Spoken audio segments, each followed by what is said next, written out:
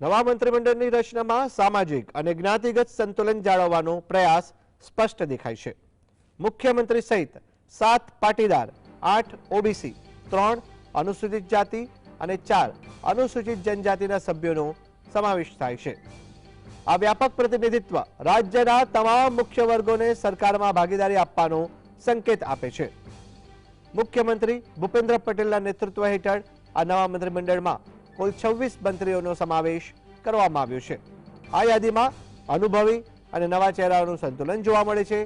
કેટલાક જાણીતા નામોની સાથે અમૃત્યા, મોઢવાડિયા, વાઘાણી, રીવાબા અને દર્શના વાઘેલા જેવા નવા ચહેરાઓને પણ મંત્રીમંડળમાં સ્થાન મળ્યું છે, જે દર્શાવે છે કે પક્ષે અનુભવની સાથે સાથે પરિવર્તન અને નવી પ્રતિભાઓને પણ તક આપી છે।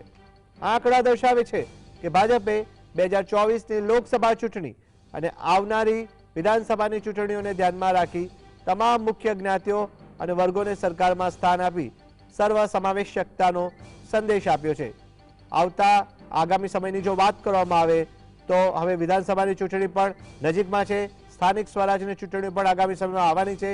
આ તમામ બાબતોને લઈને પ્રદેશમાં સંગઠનમાં સંતુલન જળવાય તે પ્રમાણે મંત્રીમંડળનો સમાવેશ કરવામાં આવ્યો છે।